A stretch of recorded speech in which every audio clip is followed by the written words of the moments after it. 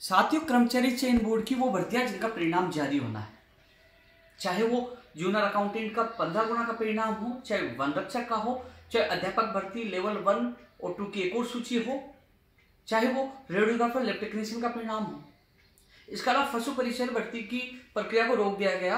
आवेदन प्रक्रिया जो शुरू हो रही थी आचार संहिता की वजह से वो रोक दिया गया, लेकिन उसके लिए भी लोग इंतजार कर रहे हैं। वही शिक्षा विभाग की जो भर्तियां हैं, इन्हीं के जिला आवंटन होकर केवल नियुक्ति बाकी थी। कई लोगों के केवल मेडिकल की वजह से लेट हो गए, कई के जिला आवंटन बाकी थे, नियुक्ति प्रक्रिया बाकी थी। तो शिक्षा विभाग का आपने कैलेंडर देख लिया होगा, चुनाव आयोग के समक्ष रखने के लिए विभाग को उन्होंने एक लेटर भेजा था, आपने वो पीडीएफ देख ली होगी। अब क्या हुआ, जो मुख्य सचिव महोदया ने मीटिंग ली थी जिसमें शिक्षा विभाग, चिकित्सा विभाग, तमाम विभागों के अधिकारियों को बुलाया गया था, क्या परमिशन मिली? कर्मचारी चयन बोर्ड इन भर्तियों का परिणाम क्यों नहीं जारी कर पा रहा है? लगातार आपके जहन में ये सवाल उठे और आपके सवालों के जवाब के लिए मैं कर्मचारी चयन बोर्ड अध्यक्ष से मुलाकात करके आया और कर्मचारी चयन बोर्ड अध्यक्ष ने सकारात्मक जवाब देते हुए उन्होंने कहा कि हम जब पहुंचे मुलाकात की तो उन्होंने चारों लेटर दिखाए कि ये लेटर देख लीजिए, जूनियर अकाउंटेंट का 15 गुना के परिणाम के संबंध में ये लेटर है, हमारी तरफ से काम पूरा है, परिणाम जारी करना है, लेकिन चुनाव आयोग से हम परमिशन लेना चाह रहे हैं। वही रेडियोग्राफर लैब टेक्नीशियन 2020 का लेटर दिखाया, वही पशु परिचय भर्ती के लिए आवेदन प्रक्रिया शुरू करने वाला लेटर दिखाया, वन रक्षक का वो लेटर दिखाया, और जो अध्यापक भर्ती लेवल 1 और 2 की भी सूची जारी करने के संबंध में भी बताया कि जैसे परमिशन मिलेगी, मान लो 1-2 भर्तियों की परमिशन मिलेगी तो कहीं और भर्तियों की भी हम कार्य कर सकेंगे। जो और भी जो लोग मांग कर रहे हैं अन्य भर्तियां, जैसे प्रयोगशाला सहायक की वेटिंग सूची की मांग कर रहे हैं और भी विभिन्न भर्तियों की सूचियों की मांग कर रहे हैं, चाहे वनपाल का या फायरमैन का प्रोविजन परिणाम। साथियों, मुलाकात की और चेयरमैन साहब ने पॉजिटिव आंसर देते हुए कहा कि मैं खुद अधिकारियों से मिलने जा रहा हूं।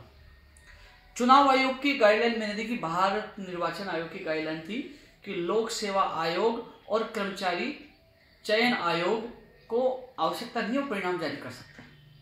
मैंने वो लेटर उनको भी दिया और उन्होंने कहा कि हाँ, ये लेटर हमारे काम आएगा।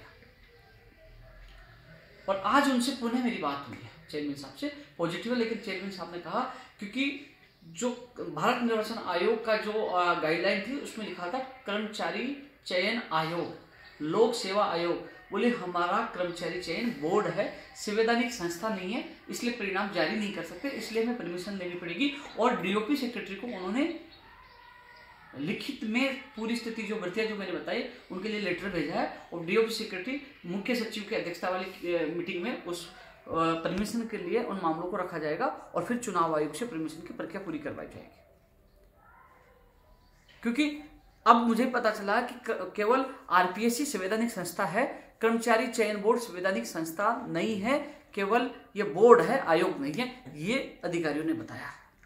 ऐसे में अब जो इंतजार कर रहे थे, जो 15 गुना के परिणाम जूनियर अकाउंटेंट का इंतजार, उनके एक अभ्यर्थी को साथ लेके था। मैंने वो भी कहा कि चेयरमैन साहब आपने 9 तारीख को आता कि हमने काम शुरू करवा दी। मैंने उनके सामने पूछा है ये बात, मैंने हमेशा बात रखी, वो उन्होंने स्वीकारी हाँ, लेकिन उन्होंने लेटर भी दिखा दिया कि तैयार है लेकिन हम परमिशन मांग रहे हैं। वही वन रक्षक और तमाम जो भर्तियों की मैं चर्चा कर रहा हूँ, उन्होंने लेटर भी दिखाया। और अभी चेयरमैन साहब से मैंने निवेदन किया तो चेयरमैन साहब ने कहा कि उन्होंने डीओपी सेक्रेटरी से निवेदन किया कि चुनाव आयोग से जल्द परमिशन दिलाई, क्योंकि डीओपी सेक्रेटरी से ये फाइल मुख्य सचिव महोदया की जाएगी और वहां से चुनाव आयोग में जाएगी, फिर परमिशन मिलेगी। उसके बाद जूनियर अकाउंटेंट का 15 गुना का परिणाम, एलटीआरटी 2020 की सूची, अध्यापक भर्ती लेवल 1 और 2 की सूची, वन रक्षक का परिणाम और अन्य जो परिणाम जो बता रहे हैं पशु परिचय के लिए आवेदन के लिए अनुमति मांगी है। पशु परिचय भर्ती की जो अभ्यर्थी है उनको घबराने की आवश्यकता नहीं है। आचार संहिता की वजह से ये जरूर प्रक्रिया लेट हुई, लेकिन दोबारा से आवेदन प्रक्रिया शुरू होगी और भर्ती होगी। कुछ लोग ये कह रहे थे कि आचार संहिता में भर्तियां प्रभावित नहीं होती। अब देख लीजिए कैसे प्रभावित होती है। आपने देखा राजस्थान पुलिस कांस्टेबल के जो उनके जो शारीरिक दक्षता की तिथि थी फिजिकल की, वो कैंसिल कर दी गई। आपने देखा होगा कि 1-2 भर्तियों को स्थगित कर दिया गया। तो चुनाव आयोग में प्रभावित होते हैं जिनके अंतिम प्रक्रिया थी उनकी परमिशन मिलती है। जैसे एसआई भर्ती का आपने देखा होगा, एसआई भर्ती में कई लोगों को नियुक्ति मिल चुकी थी, कुछ लोग रहे थे और बहुत पहले उनकी नियुक्ति आदेश जारी हो गए थे, इसलिए परमिशन मिल गई कि साहब पहले की भर्ती है और कुछ लोग रह गए थे।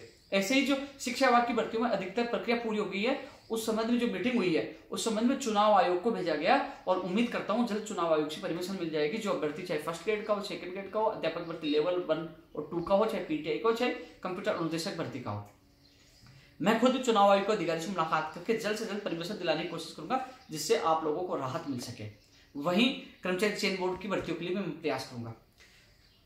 मुख्य सचिव महोदय जी से मैंने मुलाकात की थी, नवीन जैन साहब शिक्षा विभाग के जो सचिव, उनसे और कानाम जी से मैंने मुलाकात की थी। और उसके दूसरे दिन आपने देखा होगा कि मुख्य सचिव की अध्यक्षता में मीटिंग हो चुकी है, और मीटिंग में ये हुआ, उन्होंने चुनाव आयोग को भेजा है। अब चुनाव आयोग को परमिशन देनी है, वो कौन कौन सी भर्तियों को परमिशन दे सकते हैं। इसमें कई प्रकार की, कईयों को जिला आवंटन बाकी था, कईयों का जिला आवंटन हो गया, कईयों नियुक्ति बाकी थी, कईयों की काउंसलिंग बाकी थी।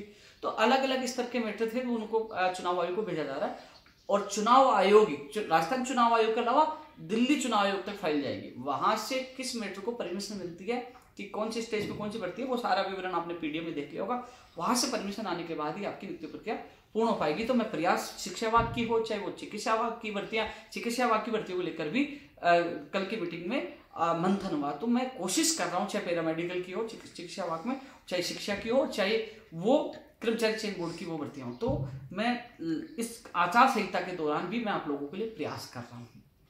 हालांकि आपको पता है कि दिसंबर में प्रक्रिया शुरू हो जाएगी, लेकिन मेरे से जितना प्रयास हुआ मैं अभी भी कर रहा हूँ। और ये वीडियो इसलिए डाल रहा हूँ, लोगों को कॉल और मैसेज आ रहे हैं, तो मैं आप लोगों को वास्तविक स्थिति से इसलिए अवगत कर रहा हूँ। चेयरमैन साहब से भी थोड़ी देर बाद पहले बात हुई थी, तो उन्होंने कहा कि वो संवैधानिक संस्था नहीं है, चुनाव आयोग से परमिशन लेनी पड़ेगी, क्योंकि आयोग, कर्मचारी चयन आयोग संवैधानिक संस्था होती है, कर्मचारी चयन बोर्ड संवैधानिक संस्था नहीं है, आरपीएस से संवैधानिक संस्था है। यह अधिकारियों से आज मुझे बात करने के बाद पता चला। तो ऐसे में वो परमिशन की प्रक्रिया उन्होंने शुरू कर दिया, डीओपी से जाएगी, मुख्य सचिव साहब की अध्यक्षता मीटिंग होगी, फिर चुनाव आयोग में, फिर परमिशन के बाद ये परिणाम जारी होगी। जो जूनियर अकाउंटेंट के बार बार फोन कर रहे थे, आपका साथी गए थे, पूरा परिणाम तैयार है, फिर परमिशन का इंतजार है। अब आप पूछोगे परमिशन कब मिलेगी, वो मुख्य सचिव अध्यक्षता की मीटिंग होगी, फिर चुनाव आयोग जाएगी, दिल्ली तक जाएगी। इसमें कितना समय लगता है वो आप सबको इंतजार करना पड़ेगा। तो जितना प्रयास मुझसे हो रहा, मैं भी इस चुनाव आचार संहिता के दौरान खुद चेयरमैन से मिला हूँ, आज बात की है, वहीं शिक्षा विभाग में सचिव से मिला हूँ, मुख्य सचिव से मिला हूँ। फिर भी मैं प्रयास कर रहा हूँ, शिक्षा हो, चिकित्सा हो, कर्मचारी चयन बोर्ड हो, और आरपीसी के अधिकारियों से भी फर्स्ट ग्रेड हिंदी का और होम साइंस का और सेकंड ग्रेड का परिणाम, सेकंड ग्रेड पीटीआई का, संस्कृत शिक्षा विभाग सेकंड ग्रेड, मैं उन परिणामों के लिए भी मैंने निवेदन किया कि जल्द से जल्द उनका परिणाम जारी हो। जितनी मदद मुझसे हो रही है अभी भी, मैं चुनाव आचार संहिता के द्वारा आप लोगों की पूरी मदद कर पा रहा हूँ। धन्यवाद। फिर आप लोगों से एक और वीडियो में मुलाकात होगी।